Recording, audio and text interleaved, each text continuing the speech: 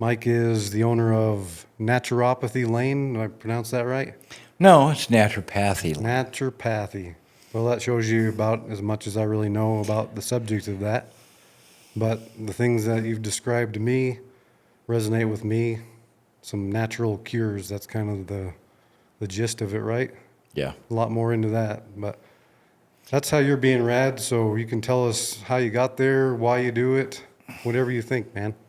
Well, mine started back in 2009, really, when I got diagnosed with PTSD.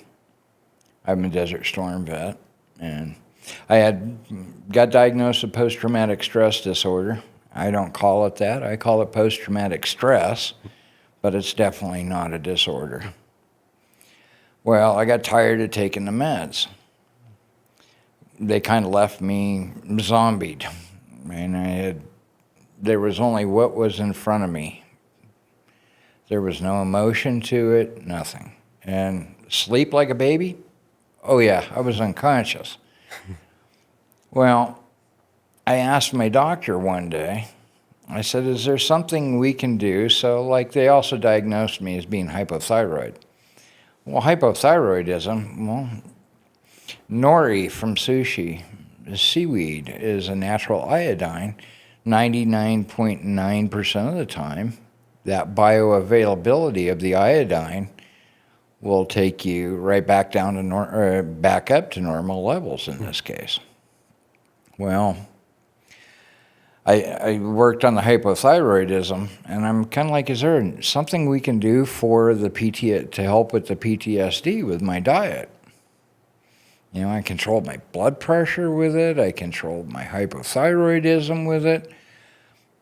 What else can be done? And I had this little tiny gal. She was about 5'2", and I remember her mouth opening about half an inch, and nothing came out. So in doing some research, I found that medical doctors don't go through nutrition classes. Natural health classes are really, to them, quaint and ineffective. And let's face it, Western medicine has done some good things in the last century. It took our average lifespan from what was it? If I remember, I don't quite exactly remember the numbers, but it was like 48 years up to 78. So yeah, they have done good things in the past, but now it's all pharmaceuticals. What can I give you to mask the symptoms? Well, and I know that a chronic or an acute symptom, such as post-traumatic stress, can turn into a chronic disease if you just mask the symptom. So I went out and I started doing research on it. Well, my wife at the time said, why don't you go get a doctorate in it? It's easy enough. You could treat other people too. I went, well, that's not a bad idea. So I started researching the schools. And long about 1990, the Department of Education came to a lot of schools, naturopathic schools, and said, hey, if you want to keep your accreditation, you will teach pharmacology and minor surgery. Well, I kind of went, no. So I went outside of the DOE schools, and I'm glad I did. I worked just as vigorously. It took me 6 years to complete my doctorate degree. And I'm just lucky that the classes for the master herbalist were in my doctorate degree, so the minute I finished the last class for the master herbalist, I petitioned for that and got it. But when you look back on, so in 1947, there was what they called the Golden Jubilee, and it came out with 9 rules about naturopaths. We don't treat with using toxins and surgery and pharmaceuticals.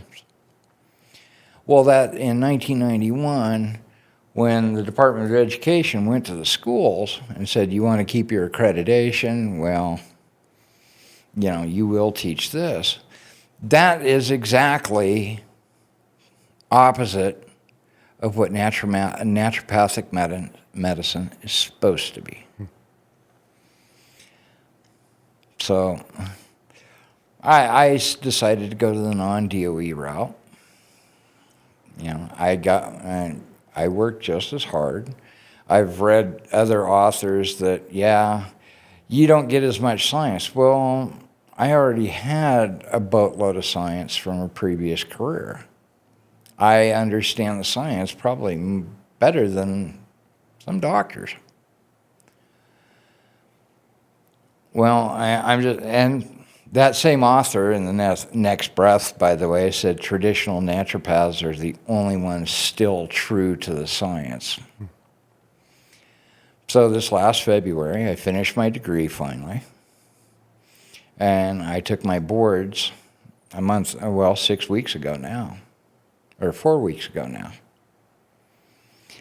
And I just got my results. So I'm now a board certified traditional naturopath. Nice. So a traditional naturopath does not diagnose disease. We simply look for areas of the body that need to be supported. Having said that, there's a goal for a traditional naturopath. We want you to focus on prevention. We want our patients, our clients, whatever the lawyers want us to call them now, depending on the state. In California, it's clients. Nevada does not regulate naturopaths, thank God. But our goal is for them to have one catastrophic event at the end of their life before they die. Keep them healthy right up into the end. That's the goal. Well, at this point, and these numbers can be verified. In fact, I have the citation on my computer. Right now, we have 4 catastrophic events that we never fully recover from before we die. And since COVID, our average lifespan went from 78.1 years to 76 years. So it kind of reinforced the point that I need to focus with my clients or patients, or whichever you legally want to refer to them as. I have to focus on prevention. I don't diagnose disease. I look for areas of the body that need to be supported. If you bring me a diagnosis, okay, I know exactly what area of the body needs to be supported. So that's how I got my start, and that's how I got to where I am today. Right on, man. So you said there was a career path where you already knew more about the science before this all? Yeah, and that was a former life of mine, and I prefer to leave back there. All right. 10-4. So, yeah, you've chatted with me about a few things. You talk about, like, restriction of blood flow to help stimulate, like, your natural growth hormones in the body, something like that, I remember. Oh, but blood flow restriction exercise. Yeah, it in the first minute you're going to increase your nitric oxide production, which is vasodilation, which helps prevent plaques. It's going to increase the number of blood vessels in your body. But you're also there's 4 hormones in total. But the 2 that I worry about are the human growth hormone. So after about 3 minutes of the muscles crying, I can't breathe, it's going to start burning myoglobin. That's going to leave lactate in the blood. Lactate in the blood goes to the brain, and that's the signal for the brain to say, hey, I need to make HGH. HGH is going to flow throughout the body. The liver is going to see that and say, oh, I need to make a hormone called IGF-1, which that builds your muscles without tearing them. The whole blood flow restriction exercise builds muscle without tearing it, without doing, an hour-long exercise. One of the selling points that got me was half the weight, half the time. And then as I started going through their certification course, I found that not only is it half the weight, half the time, in half the time, but I also found out you're not ripping muscle apart to build it up. Interesting. So and exercise is just one component here. You have to look at diet. You have to look at activities. If your diet is predominantly fast food, I usually have my favorite, but your microbiome also plays off of your diet, which has direct links to your immune function, to your central nervous system function. For instance, Akkermansia, Mucophylla, is a bacteria that actually makes a protein that directly counteracts, or directly influences, I should say, depression and anxiety. That same bacteria also raises your GLP-1 gene expression. So it raises the level of the GLP-1 protein. That GLP-1 protein is what we go for as Ozempic and semaglutide. They're after that GLP-1 expression because that curbs your appetite. So if you eat the right things in the first place, that stays where it belongs, huh? Correct. Wow. Yeah, the body's an amazing machine on its own. I just keep hearing more about how it tries to self-heal and has all these systems that are in place already to do a bunch of different things. And I keep coming across diet is one of the most important things. It is. And we knew this 1947 to 2024. 74 years. We knew that back then. 77 years. We knew this back then, that the body is a self-repairing organism. If you give it the tools to repair itself, it will do it on its own. So that's why the naturopath isn't really so much as a healer, but more of a guide. Okay, this is how you need to work with this symptom. And the naturopath has known this for almost 80 years now. Nice. Just made me think of, does acupuncture find its place in this type of medicine, or? Acupressure falls into it. Mm-hmm. Acupuncture itself falls under more of Chinese medicine, traditional Chinese medicine, which we've turned into a regulated industry now. I never had a complaint about acupuncture. Actually, when I have back issues after many years of service in the Army. My back will seize up. 20 minutes on an acupuncturist table and 12 needles later, I feel great. Wow. That sounds great. I really don't complain about the TCM side of the house, but it's its own specialty. The school that actually was on the West Coast up in Portland, Oregon, shuttered its doors here they didn't survive COVID. Their attendance went way down. So about the only place to get a well, the degree they offered was a DAOCM. That degree, about the only place you can go get it now is China. Wow. So traditional Chinese medicine, yeah, I've learned more of the herbalism part of it, and I work from that facet. Right on. Be like the elderberry tea you had me drink yesterday for my cold. Yep. So yeah. Congratulations. Yeah, thanks. Made me feel better.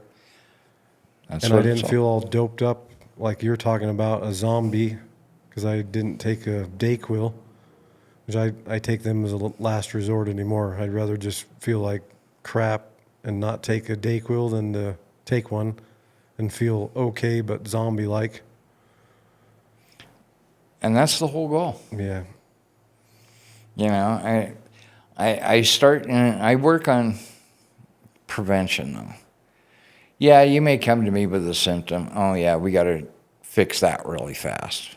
But overall, your overall health is long-term health is what I'm worried about. Not just the little cold or the little allergies. Yeah, I've got remedies for those. Yeah, that means we didn't do enough work on the front hand to prevent it. Yeah, exactly. Yep. Well, usually when I don't get enough sleep, I think this time was just like that again. It whacks me. So, I hear you. Well, yeah. come talk to me. I got something for lack of sleep too. It depends if. See, there's actually two types of insomnia. There's acquisition insomnia and maintenance insomnia. Acquisition is actually falling to sleep. Maintenance is staying asleep. Mm-hmm. How about, what do you call it when you just don't go to sleep early enough? That's a personal, Yeah. a personal habit you got to fix. Yeah. Well, I've probably been subject to all three. I think this particular time it was I just didn't go to bed early enough. But yeah. Yeah, so there's the acquisition and maintenance. I work straight night shift too, so I totally have my nights and days screwed up. I've been more inclined to be more nocturnal, but less so as I get older. I can definitely tell that it's not the best idea to be a night shifter anymore. I'm hanging in there some. Sometimes sleep's probably Yeah. the biggest thing I sacrifice. Well, let's face it, as you get older, 8 o'clock becomes later and later and later. Yeah. Yep. I mean, I'm 9 to 5, and that's after a lot of years of only sleeping 3 or 4 hours a night, and then I'd be up and afraid to go back to sleep. Mm-hmm. Now, I mean, I still have the nightmares. They're not as pronounced. They don't bring me up swinging. And like last night, I was exhausted when I went to bed. Well, you saw me in the office yesterday. I worked on that PowerPoint, plus all my yard work and everything else. Trying to replace a dryer before bed. Yeah, just to throw that in there. Yeah, I mean, I was dog tired when I went to bed. You But got I some went to bed- exercise, essentially. A little bit more extra. Way more extra. I mean, I did my BFR workout yesterday when I came in. My BFR workouts are in the 10-minute range still. Mm-hmm. They'll get up to about 30, but right now they're in the 10-minute range. I did my BFR workout. I'm presenting a class this afternoon, which you're welcome to come to if you're out of here. Right on. I'm doing that class this afternoon, so I was getting ready for that, writing all my notes, and we have a 1/4 acre backyard that I do with a push mower. Yeah, that's good. 57 years old. It's a good workout. Yeah. But last night, 9 o'clock, I crashed out. And I surprisingly did not wake up until my alarm went off at 5, when I have to text one of my patients to remind her to take her pills. And I do it every morning because, she's a really nice gal. She just gets a little forgetful. She's Yeah, that's cool. So you're a mentor of sorts. that too. I mean, part of my job is I have to know when to be your best friend or a drill sergeant. And she opted for the drill sergeant. So 5 o'clock every morning, there's a text goes out from my phone that says, take your pills. Nice. And every morning at 5:02, I get a text back, okay, done. Nice. That's great. And the other important facet of my job is I have to be able to make recommendations that the person will follow. Period, end of story. If they don't follow it, the rest of the work might as well not be done. So would you decide if a patient isn't following at the moment to, suggest they go find some other help, or? Correct. Yeah, I mean, there's a bit of an interview process. So in Nevada, I can't order labs. I can recommend a place to go get labs, but I can't order them. So I have to do this very extensive history. Takes about an hour and a half to do. And that history pretty much guides me right down into their diet, where the person needs to focus, right down to the nutrient. I've had one come back where they were completely deficient in copper. But the minute you put them on a 1-a-day with copper, they're right as rain. Wow. And typically my patients do eat a little better. I've got a few that are McDonald's 2 to 3 times a day. And it's like, maybe 2 times a month. I always preach to them moderation. That person that goes to McDonald's every day, there's no way that they're going to sit down and eat a salad and a piece of chicken or fish for dinner. Unless they get it from McDonald's, but Yeah. they're kind of a shell of themselves at that place. Yeah, and I even come and give them recipes. Hey, this is a great way to prepare salmon. The northern fish, salmon, halibut, trout, steelhead, always. If you want to do that a couple days a week, great. Have chicken a couple days a week. More like 3 or 4.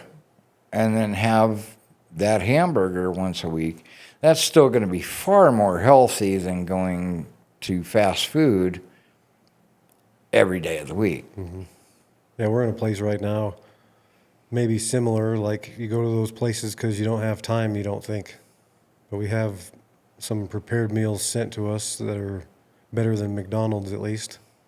Because you're going to pay for the better nutrition one way or the other, or pay because you didn't work on it. Well, you're not getting a lot of nutrition out of fast food. Yeah. But it's so good sometimes. Oh, and I acknowledge that. One of the first things so in the process of digestion, our brain works on a reward system. If it does something good, we're going to get a dopamine reward. If it does something bad, we don't get that reward. Oh, let's not do that again. I once had a friend of mine described it as dopamine is D, or do. Serotonin means stop. Don't do that again. Wow. So when we eat, as soon as the food comes out of our stomach into the small intestine, there's a protein made called cryptokinase. It goes to the brain, and it tells the brain, hey, I just ate a little bit of fat. Give yourself a dopamine reward. Okay. It's also going to hit the gallbladder, and at the same time, it's going to cause contraction of the gallbladder for the amount of fat that we just ate. So, yeah, I mean, I can understand when you're eating McDonald's, you're always getting that dopamine reward. Eating healthy does not always give you that. But there again, You kind of just generally feel better anyway. it makes your brain feel better, but over the long term, your gut's going to go, yeah, no, I don't feel real great. And it's where do you balance it out at? Yeah, you gotta go by how you feel, and again, have somebody like yourself tell you maybe what you should shoot for. Sounds pretty good. Yeah, I've also heard it's bad to just eliminate stuff. Like even the word diet is probably the wrong word now. It's just, I call it nutrition maybe more often. This diet has a connotation attached to it. Gonna go on Yeah. a diet, can't have this or that. Then I just binge everything I can't have for a while. It Yeah, doesn't ever well, work out. your diet is, in the naturopathic field, it's everything you shove in your mouth. You know, if you're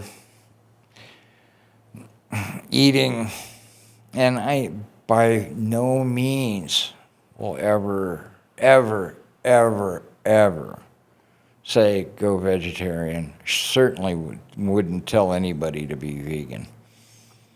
You're missing nutrients.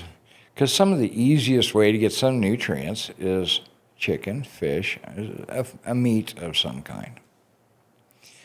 It can be gotten out of plants in lower levels, but there again, individual biochemistry says, okay, this person may burn the omega-6s faster than they will the omega-3s. So your lower sources of omega-6s are your plants, or your lower sources of your 6s, 3s are some of the plants like avocados, stuff like that. Well, you can get a cold water fish that's a little more nutritionally complete and be done with it, just eating it a couple of times a week. Take care of that biochemical need. That's cool. Plus you get the benefit of eating fish instead of just plants. Correct. That's cool. Chicken. Chicken is a lot lower in cholesterol. And if your gut's proper, you know, if you eat chicken rather than beef, oh yeah, you're going to you're not going to have the cholesterol buildup, atherosclerosis in your arteries. May happen over time because there's also a genetic component to it, but over time it should be lower than. Right now I'm racking my brain for everything to get one of my patients, clients, whatever you want to call them, down to a cholesterol range. He's damned if he does and damned if he doesn't. He's got a genetic factor and his diet. Luckily, hey, you might want to try this. And he's very open to getting healthier. Good. That's the biggest battle to win right there. Yeah, well, and I'm trying to get it down in his time frame without. Yeah, I have a little higher cholesterol genetically and from diet both. And I took the pills maybe for 2 days and like, no, this ain't for me. I've always had elevated cholesterol, so it's kind of not an issue, but I could be making better dietary choices. It always takes somebody to keep you accountable, it seems like. Yeah, it's always an issue. You're getting to that age where it's going to become more of an issue very true. quickly. And a lot of the times we ignore these little problems, Next thing you know, you're sitting in a cardiac ward, just coming out of a heart attack. That's not something you want. Yeah. I had two. Well, let's see. We're 9 years past my first one right now, and 6 years past my second. And that's not something you want to have happen. No. I mean, mine were clots. I'd been sitting on my wallet for 6, 8 hours without moving. And when I got up, the blood clot let loose and right into my cardiac artery. Wow. And this is one thing I love, is the technology for Western medicine. They have this great technology. They could even see the edema around my cardiac artery where the clot had been. Wow. And that was 7 years ago. Well, they can still see it now? Oh, they probably that couldn't see at it the now. time? It's Okay. probably long gone. Okay. At the time. But I mean, that was just kind of something that was really neat to me when that happened. Oh, wait a minute. Hold it. I know it's here. There's the evidence. I need to fix that. Yeah. I haven't had one for 7 years now. So Nice. Well, that's great. You're in the profession of actually figuring out what could be or is wrong and actually addressing it. What more could somebody want? well, when I got my, so 3 years ago when I got my master herbalist, I'd like to see it for other people. You can't push it off on them. It's their freedom of choice. They typically have to want it. So like I do these classes now, and then I have people come up, oh, I need to talk to you about this. Let's do it in a more private setting. It's good to see, and I've had some really good success even in 6 months. And that is more rewarding to me than my own personal victories. Nice. Watching a gal who had arthritis in her knees, in her shoulders, her back, not get any worse, and even get a little bit better. She's building muscle again, and she's actually moving. And then my worst moment is when I see people that just won't do anything about it. I know a guy who's bone on bone, both knees. Hey, you try this, right off the bat. He won't do it. And he's now looking at a double knee replacement. And even then, that doesn't correct what's wrong with his back, the arthritis in his back. And, like I said, you have to make recommendations that the clients will follow. That's cool. Like being happy that the patients, clients, what are we calling them today? Anyway, happy that your people are getting better. That's awesome. And that's the reward in and of itself. Yeah, that's great. Yeah, I got one issue in particular that Western medicine has resorted to throwing pills at. This has been ongoing since 2004. I quit taking the pills, only took them for maybe 6 months.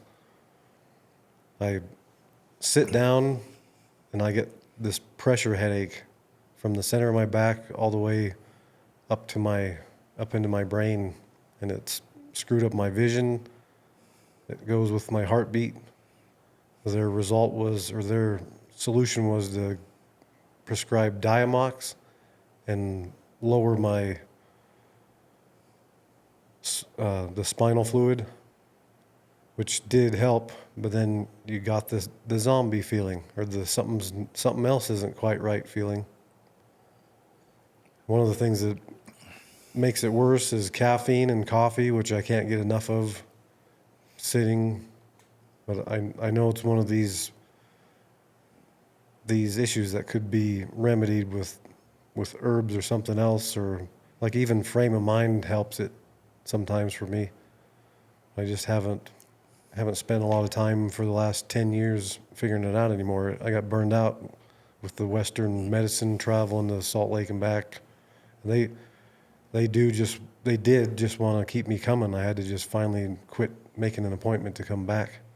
It's a business model anymore. Yeah. We can mask most any symptom. Mm-hmm. Yeah, treat the You know, symptom and not the cause. exactly. And that is, there's a saying in the Code of Ethics, tolle causam, TOLLECAUSAM, tolle causam. Treat the total cause of the disease. Having said that, you know, I start with the digestive tract, and I worked out because it influences your immune system, your central nervous system. You know, what you eat eventually ends up being burned as energy in your cells in the mitochondria. Mitochondria produce free radicals on their own. Well, over time, as those free radicals accumulate, that mitochondria all shut down. So, okay, what do you do to counteract that? You eat antioxidants. You know, sometimes we have to go, well, let's go directly to the antioxidant.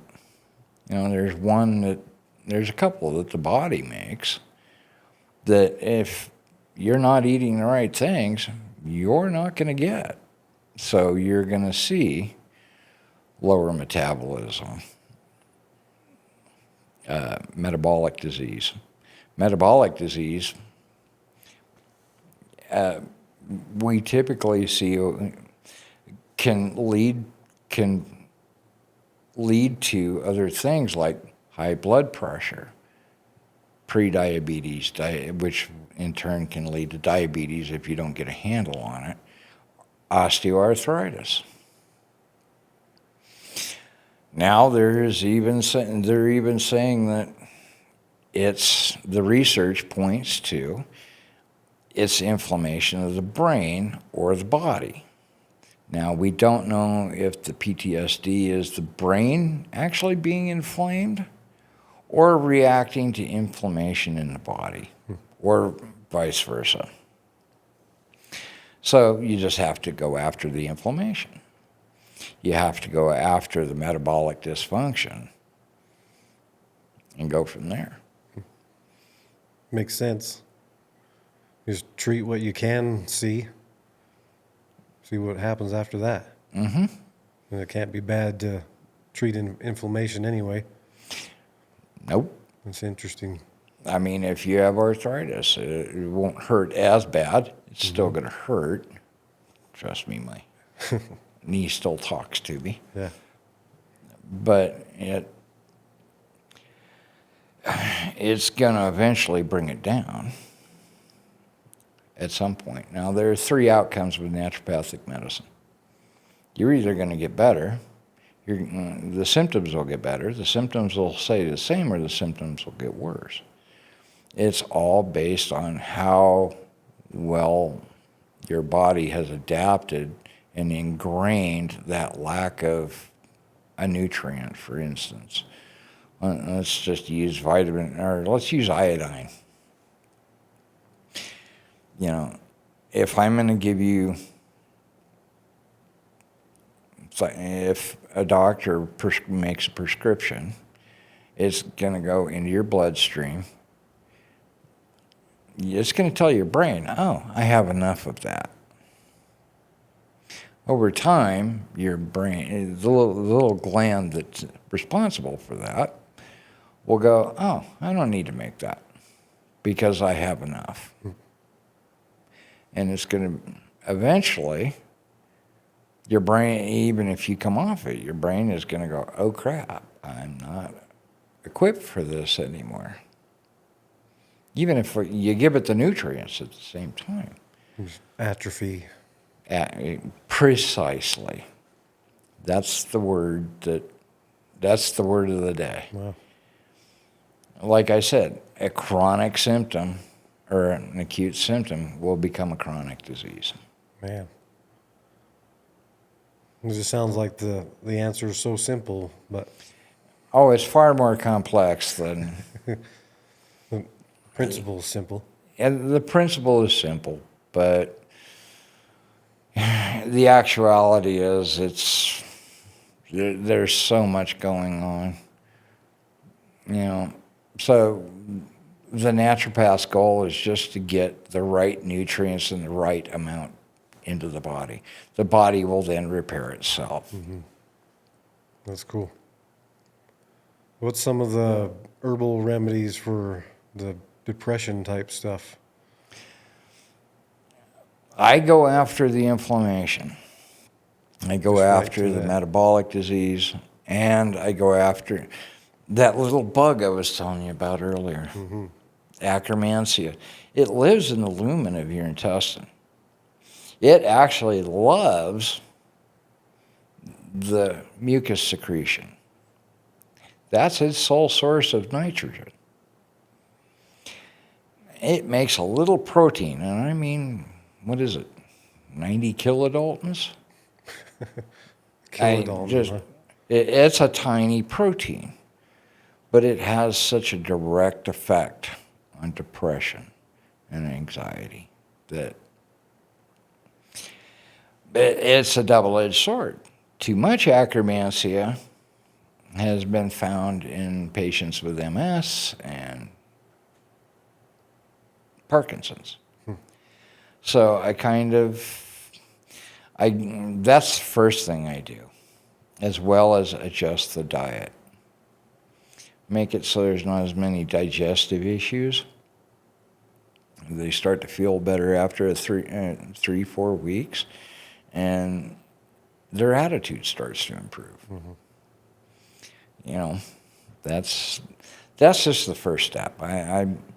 I'm also the kind of doctor that says, hey, go to the appropriate doctor for that. Mm-hmm. I'm not going to, you need to probably go see a psychologist. This is what we've done so far, but you need to get some professional Mm-hmm. help with that. Yeah. And It's just that that's not the answer every time, it's not the answer to everything. It's like, but it can still be the answer. yes, it can. Well, and so it's like during the 90s, St. John's wort, it was good for depression for those that were getting it. But St. John's wort is not good for all kinds of depressions.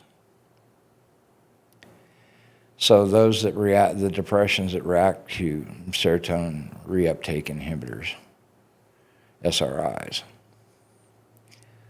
are the ones that will react well with St. John's wort, because that's what St. John's wort does. Mm-hmm. But the ones that don't, well, and you can't just say you're on your own. No, you need to get some professional help. Mm-hmm. Some other help that can do other things beyond the scope of my practice. I've actually had a little lift from St. John's wort, but if I put all the effort into all the things I can, it does the same as taking that, and I don't even need to take that. Mm-hmm. Yeah. Still amazing to me how good herbs work. Sometimes people just pass it off as that's not really a remedy, but I've personally experienced more than once them being a remedy, at least to a degree I could feel it. So, and then there is those times though where you do need the full strength of what Western does supply. Yeah. But I mean, when I first got here, before you moved in next door to me, I had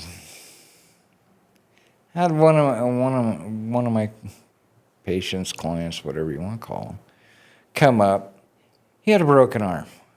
I mean, visibly broken. You can't miss that diagnosis. Any layman would say, your arm's broken. And I'm like, yeah, no, come on, let's go. We took him up to the ER. He ended up getting a cast, and I ended up coming back and getting him and taking him home, bringing him back to his car. But the right doctor for the right thing. Prevention, like back at the beginning of the program, I said prevention is the key. Making sure your body has what it needs in the right levels. You know, naturopathic medicine, there's been, I forgot when it came out, but there's a branch called functional and integrative medicine. Well, naturopaths have been doing, and I have a certificate, I have a separate certificate in functional and integrative medicine. But if you look at naturopathic medicine, Tolicosm makes you treat the underlying cause of the disease, which that's what functional and integrative medicine is telling you to do. Mm-hmm. Imagine that. Make it seem so easy. Yeah, some things can be, it's like simplifying a fraction. Mm-hmm. You do it, it's just easier to say 3/4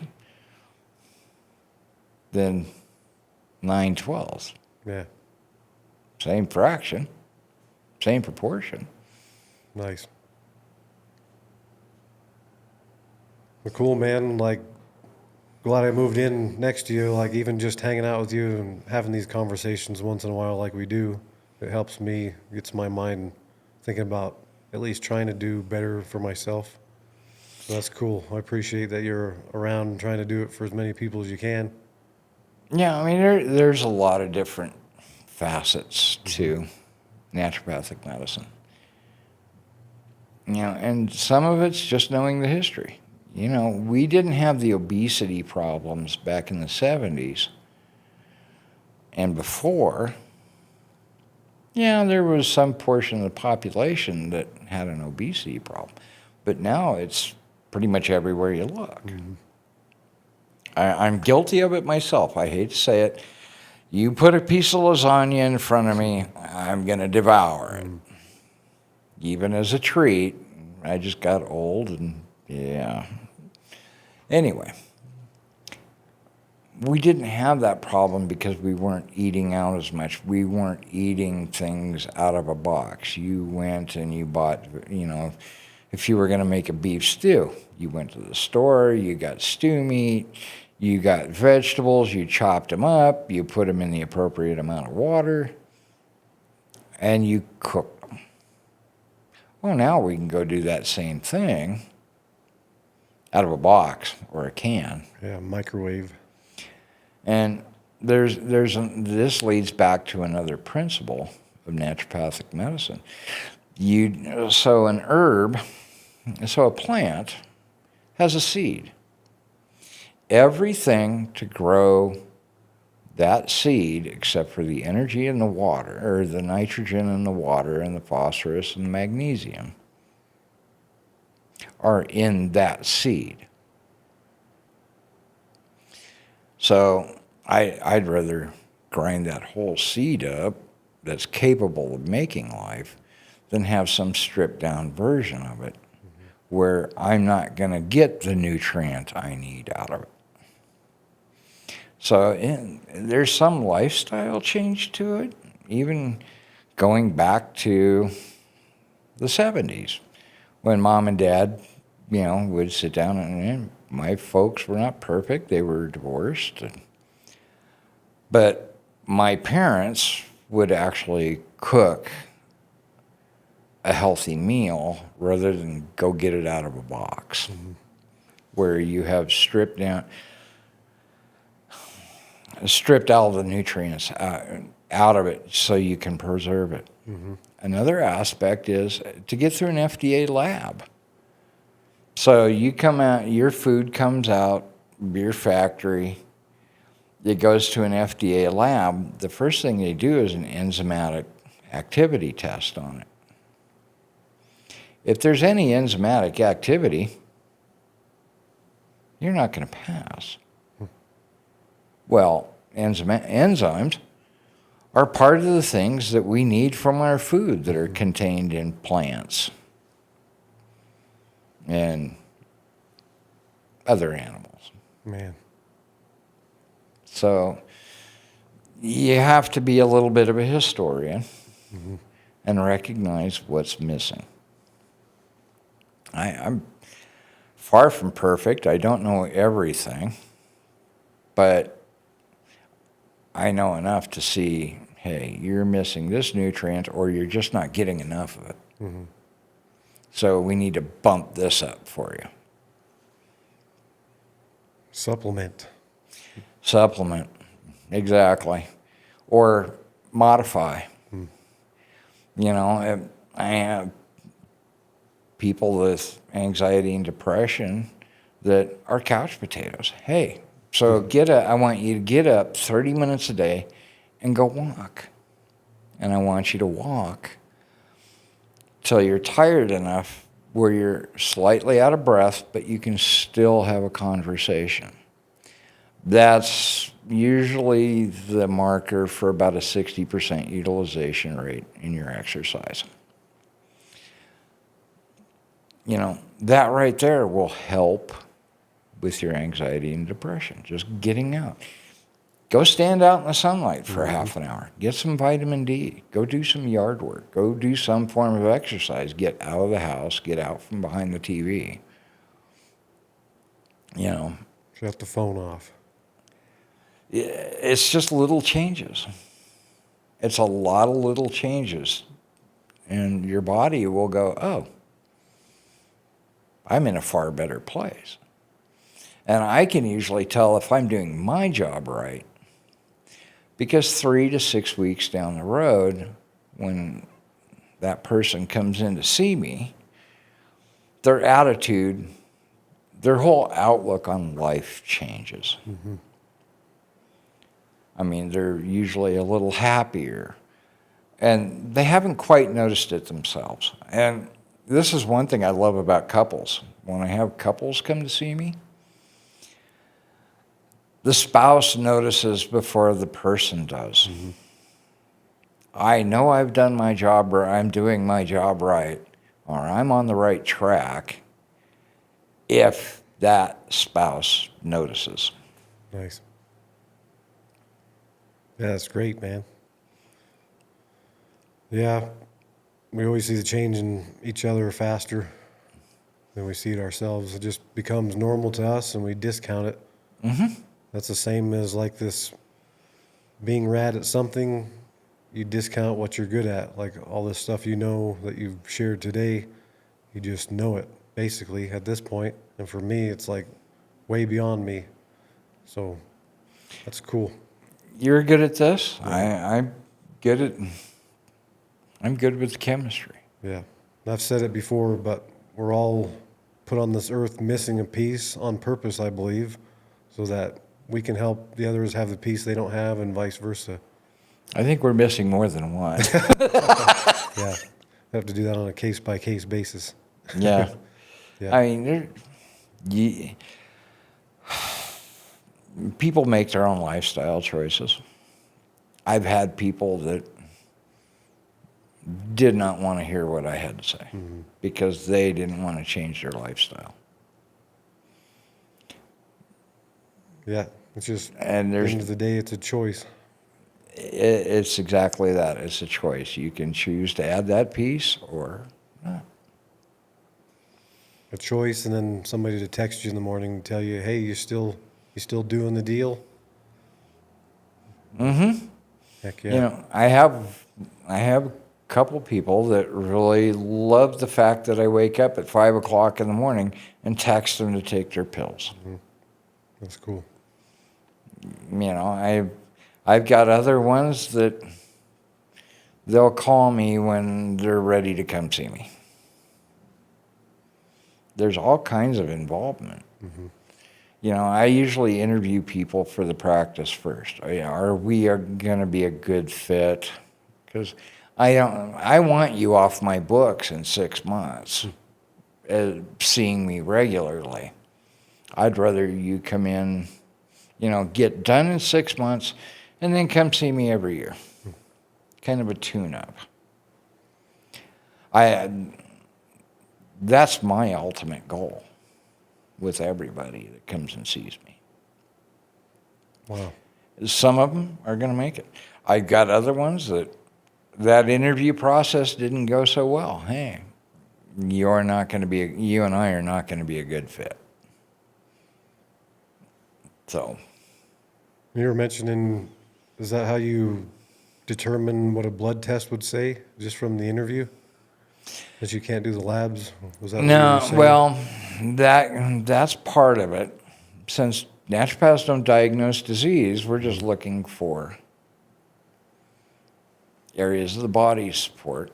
That's part of it.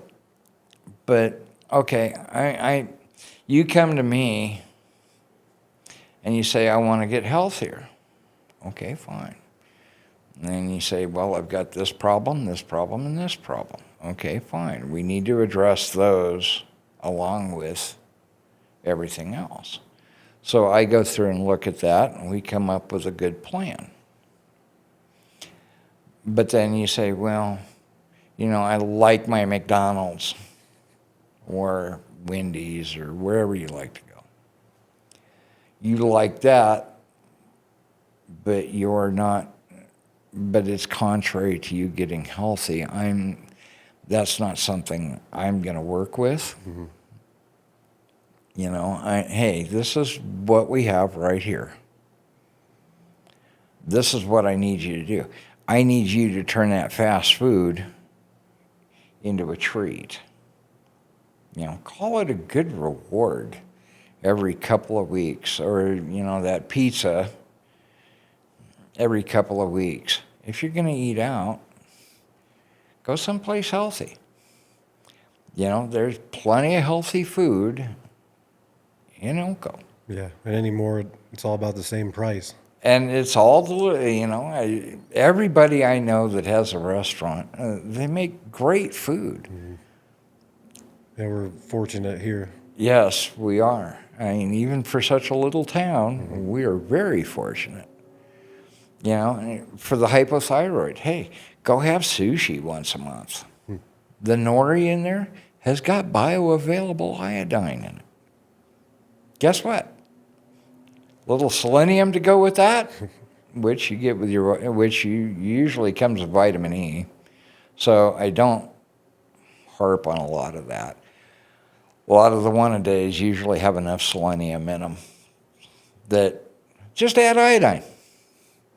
And guess what? Over time, they see, oh yeah, less of the symptoms of hypothyroidism. You know, the aversion to cold kind of goes away. The aversion to heat kind of goes away. You know, they tend to experience a little weight loss and a little less,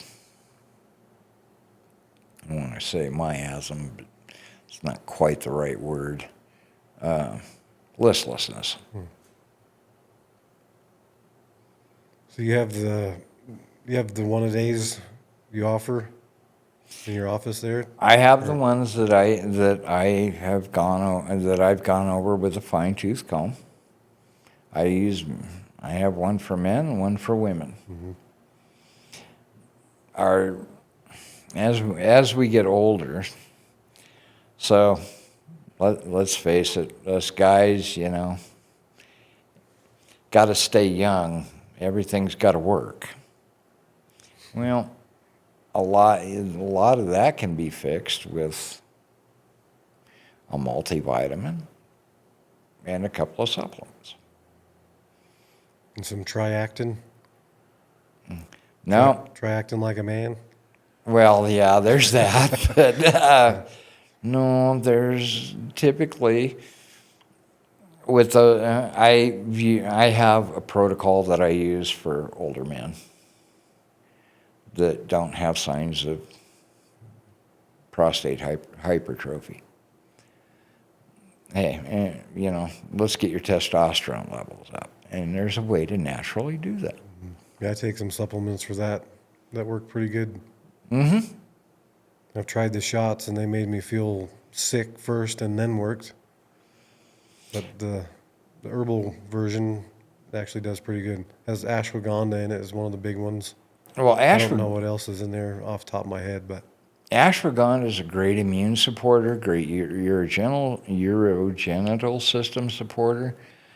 But its biggest thing is it's an anti-inflammatory, and it does it through the immune system. Its mechanism is to go out to the immune system and say, okay, you need to make a little less of this chemical.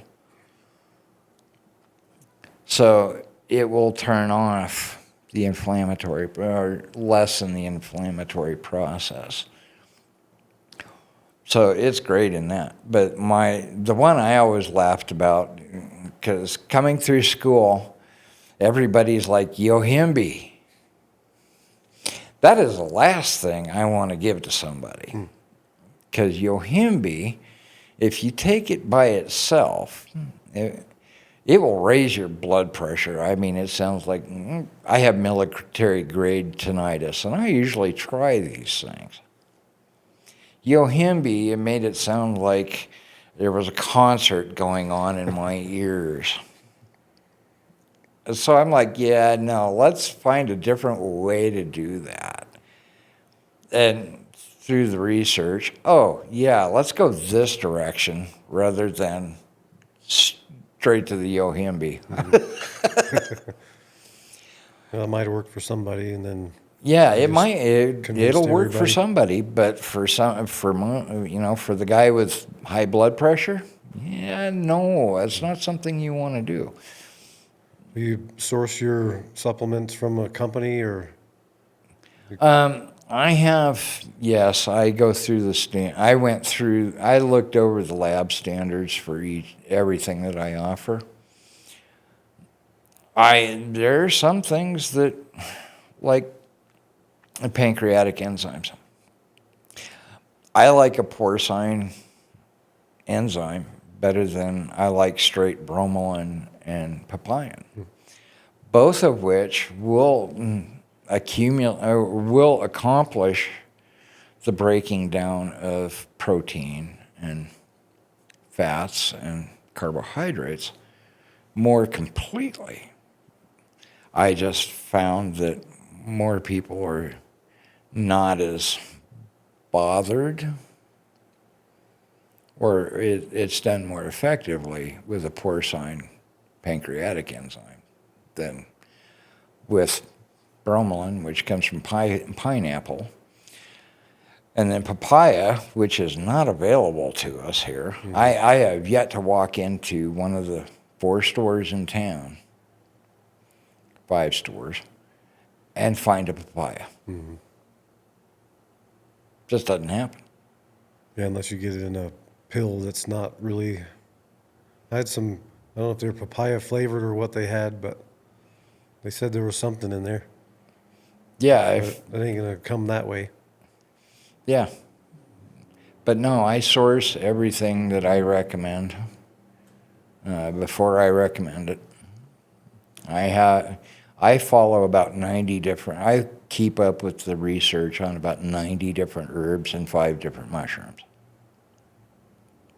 That's just part of being a master herbalist. Mm-hmm.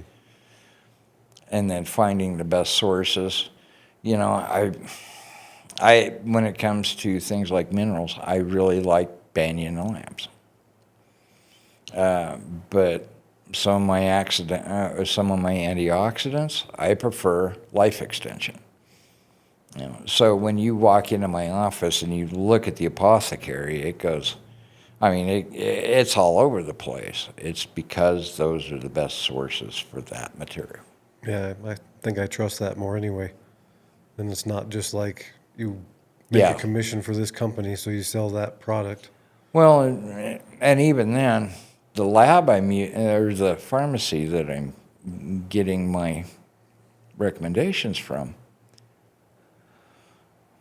has changed with the business environment. I understand it. So what I'm doing is I'm keeping most of the stuff that I use on a day-to-day basis in my office. I'm doing the billing through my office. I still have to maintain the MSRP agreement. So if they ever got concerned about it, it's right there on the invoice. Mm-hmm.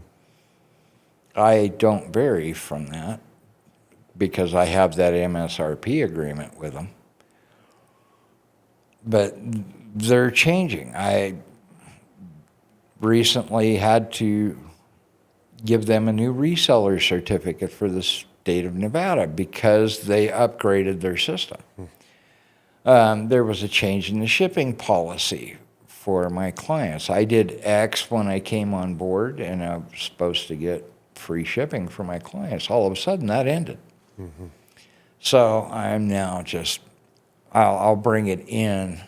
My orders are significant enough that I don't pay shipping. I'll bring it in, I'll have it here, and it'll go out of my office. If you come with an oddball problem, I'm going to have to order that. It's going to take a couple days to get here. But other than that, I try to keep it here in the office. That's cool. Yeah, seems like you can't just do the same thing as far as that stuff goes every day. It changes. No, and everybody's biochemical makeup, how they maintain homeostasis is different. Yeah. You may burn more vitamin B12. I may burn more vitamin B1. That's what makes us so great. Mm-hmm. Biochemical individuality is what they call that. Mm-hmm. Then you change after you've been using the treatments for a while, so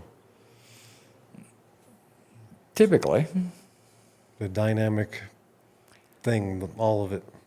Yeah, what I try to do is I try to get everything in the diet. If I can't, there's some things, a liver detox, you're not going to get that with the diet. The heavy metal detox, you're not going to get that with a diet. But I try to get it integrated into the diet. Nice. Garlic is my best friend. 2 cloves of garlic every day. Why? Because I've had 2 heart attacks. Not only that, it's a great antiviral. And when, like these classes I'm giving, the last class, we discussed what's in the house of naturopathy, sorry. And when it came down to herbology, these are 3 of my favorite herbs: ashwagandha, peppermint, and turmeric. But my absolute favorite is peppermint. Everybody's like, because it's a nervine and it's hepatoprotectant, it's causative. No, actually, it's my favorite because it tastes the best. I'm a peppermint fanatic, but I also drink 4 or 5 cups of peppermint tea every day. Yeah, it's good. So good stuff. Which is better for me than 4 or 5 cups of coffee. There again, coffee for me is a treat. I wake up in the morning. I push it off more as a treat, but I wake up and I have a moderate amount in the morning. I have 2 cups of coffee in the morning. No more, no less. And that's all I'll have, even when it's offered to me throughout the day. I'd rather drink water or a tea of some kind. Yeah, there's another one, water. Good old water. Good old water. You do anything special with your water? I've been coming across all this stuff about plastic and microplastics and all our water now. Yeah, it's ubiquitous. It's really hard to get rid of, if not impossible. We're exposed to about 5 micrograms a year, if I remember the number correctly. And there's just, it's become ubiquitous. I like to do, with one of my other habits that I won't have much longer, thank God. I tend to clean myself out. I tend to take 1,000 milligrams of vitamin C every day. Of course, you get up towards 2 grams, and that's cathartic, so be careful. You won't like where that goes. So the microplastics, I haven't read enough research on exactly how to kill them. Mm-hmm. But I treat it like, the nicotine in our system for a smoker. I use high-dose vitamin C to try to flush it out. Mm-hmm. I've used EDTA to flush out a system before. And hopefully that's enough. Mm-hmm. I don't follow the microplastics problem probably as well as I should, but... Yeah, it just seems to be on my radar lately. Some of the things I've watched, I'm like, well, where should I get my water? Should I filter it or what? I RO our water at home. That's probably the answer. Yeah, that's probably the best answer. You have well or city then? We're on city water, I believe. Yeah, we're on city. We have to be on city water or a common well. I'm on city water. More than likely. Well, cool, man. But we RO our water in the office. I bring in RO'd water and then I run it through a Brita filter. I don't like using, city water at all, even if just to run it through a Brita filter. I'm not that trusting. Just makes it taste a little better, huh? Tastes a little better. But, yeah. I still say the best water I've ever had is up out of a little spring in Montana. So if you go up to it's up in Eureka, Montana. You go out of town a little bit and up this about 5 miles up this gravel road, and you hang a right, and you're on a goat path, maybe as wide as these 2 windows. You won't get your pickup. Your pickup's pretty tight. And there's a little spring right there. Best water in the world. It's only probably 70 miles from where I was born and raised, Libby. 70 miles. Just right up the reservoir. Yeah, I used to go up to Eureka all the time. Yeah, cool. Yeah, that's where I started out in life. So I have had deer meat and fish and home-cooked meals and good water, no doubt. So... Yeah, but in this day and age, we just have to keep on with those principles. Better meal. What you put in the better material you put in your body, the better your health is going to be. And that's what my job boils down to. Nice. Yeah, the fuel that powers the race car. Mm-hmm. Well, the best fuel you can get. If you want to be a sluggish Model T, well, that's your choice. Me, I like being a Ferrari. Yeah. Heck yeah. And that causes you to be rad at something even better. So. And then next year, I'll be probably insufferable because I'm going to finish my PhD in a year. Nice. I've already told myself I'm going to finish my PhD in a year. My wife is like, I'd like to see that. Well, guess what? Challenge accepted. Challenge accepted. That's good. And then that'll just accentuate the knowledge that I use every day. Yeah, to me, that just means you pick the right subject. You're willing to go all out and do your best to get better and better. I like it. It's fun. Cool, man. Well, what else did we not talk about that you want to throw in there? Oh, we've covered pretty much a large portion of it. Right on. You know, in this day and age, though, it takes a little bit of discipline to keep yourself healthy. Mm-hmm. It really does. You know, I've had people, oh, no, it doesn't. I just can keep on going the way I'm going. And then they come back, they go to their doctor, and they come back with a blood panel and go, oops. Yeah, oops. Now, how do you fix it? Well, this is what you're going to have to do, and they either have the discipline to do it, or they don't. And it does take good health does take discipline.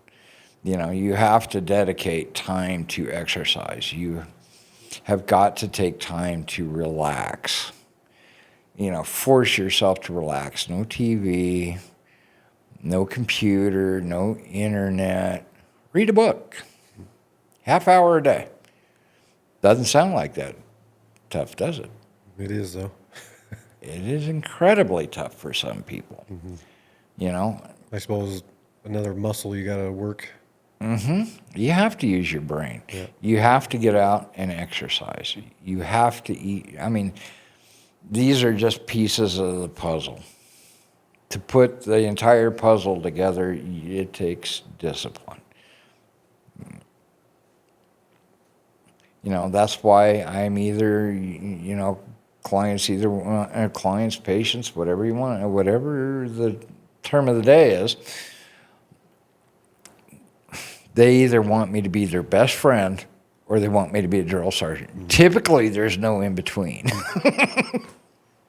Yeah. What would be the term in Nevada? Nevada's,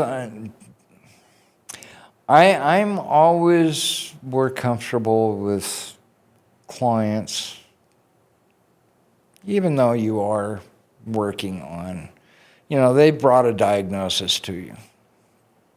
So you're working on this symptom or this disease. It can go either way. Mm-hmm. I mean, I'm expecting regulation to pop up in the next few years. Yeah, at least we can look to our neighbor and see what's coming. Just because of Reno and Vegas, you know, the number of Californians coming over here, bringing their politics with them, and frankly,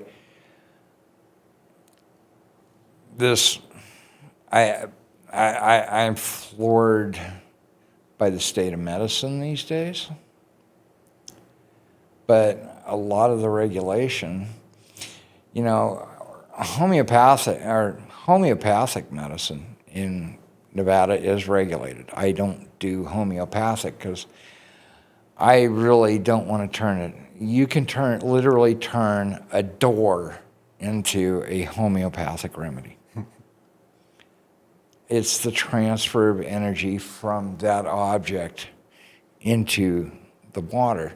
You literally, by the time you get through diluting it, there's nothing left, so there's no molecules left of that original substance. Mathematically, it's impossible. But the state already regulates homeopathic medicine. And herbs are considered safe. You know, if ever you have a problem with something that should be, you know, you're taking, stop immediately. Mm-hmm. Don't take it again. Yeah. And say, hey, I got a problem with that. Okay, fine. Let's take this from a different tack.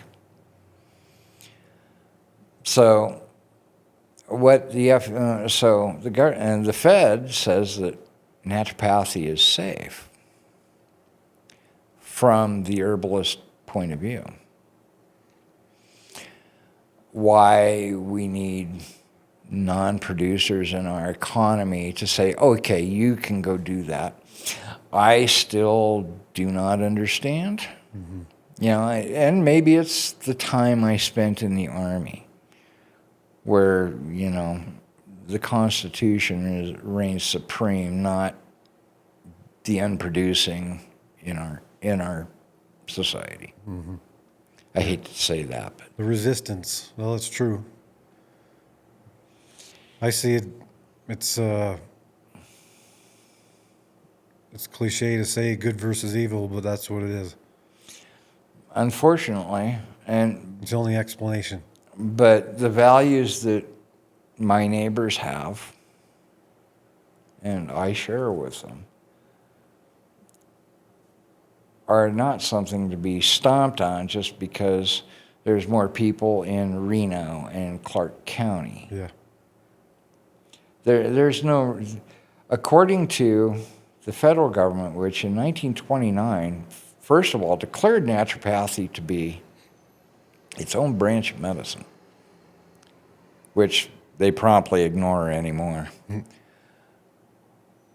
And between that combination and the FDA saying, hey, herbs are pretty safe, because if you have a problem with one of the remedies, you just stop. Period. End of story. I don't need, frankly, that person that neighbor that needs that remedy. I don't need somebody 400 miles away telling me I can't use, or 4.5 hours away telling me I can't use because, oh my God, it's bad. Wait a minute, hold it. Do you know anything about what I do? And the answer is typically no. Mm-hmm. They could sit in on one of my classes and probably benefit a lot. Mm-hmm. And I don't go into the politics of my class, I promise. Yeah. Sorry about heading off in that tangent. But Yeah, well, it's a big reality all around everything we try to do. so I do expect regulation here in 3 to 5 years. Mm-hmm. And I'm already board certified through the ANMA, which allows me to license in most states. California, so South Carolina, Florida, and Tennessee are 3 states where naturopathic medicine is just not done. The practitioner is going to go to jail. California, it's getting to the point where you have to be licensed and you have to go through a DOE school. Even Idaho, which just went to a licensing system. They were actually the last state that I would ever have imagined having to be licensed as a naturopath. But as of July 1st, 2024, they're now you go through a licensing system up there. Too bad. Yeah, so I think it's just a matter of time before Nevada does it. Mm-hmm. And it's sad. Yeah, it is. You know, because just getting people, my job really, when you look at it, it boils down to getting people to do the right thing. Their body knows the right thing. It's what society has told them is, oh, this is now the new normal. Yeah. You know, reward yourself all instantaneously. It borders more on the level of evil. Well, I wouldn't call it improvement. evil. It's misguided Yeah. at best. I mean, let's face it. Every month, a good hamburger. Mm-hmm. Yeah, I'm there. I'll even drink a soda pop with it. Mm-hmm. But I don't make it the staple of my diet.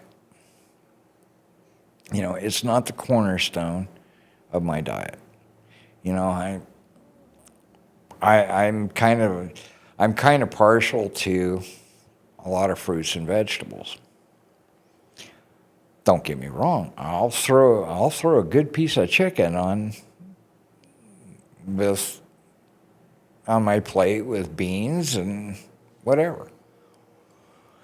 It I just when I know that if I was to go do fast food all the time, I know exactly how unhealthy I would get. My post-traumatic stress would go back through the roof. So That's your drill instructor keeping you in line then. Exactly. I mean, my wife is a fantastic cook. That's good. There is very little that comes out of that kitchen that I don't like.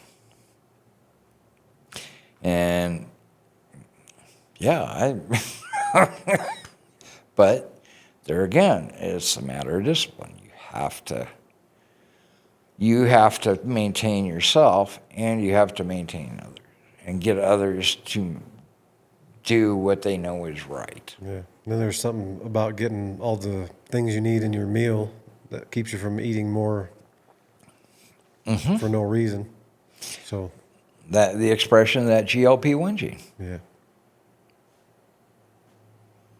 Like, hey, I got enough. There's some serotonin. That's what it throws out when you've had enough, right? Yep. When when it comes to eating, I don't eat until I'm stuffed. I eat until I'm comfortable. I could eat a little bit more, yeah, but I eat until I'm comfortable. Because I don't like that discomfortable feeling, when you, oh my God, I need a nap now. I don't like that.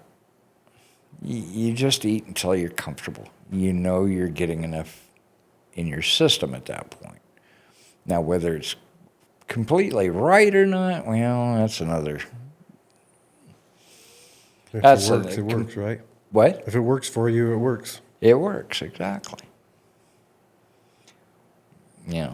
But there again, it's doing what's right for you. Your biochemistry is going to tell you what's right for you. Some people feel better when they eat fats. Well, yeah, they're feeling better because their brain's getting a dopamine reward. But that osteoarthritis in your back, you're not doing anything for it. So, getting them to do the right thing. Yeah, getting the information. And I mean, like my marketing for my business is all about these classes. I sit down and I do a class a month. And then I've got 6 that I'm going to be doing after May of next year. They're going to be online only. How to support your body for hypertension, high cholesterol, kidney disease, heart disease. These are the diets you need to maintain. This is why you need to maintain them. To try to get your heart back, or kidneys or liver or whatever back to a semi-normal function.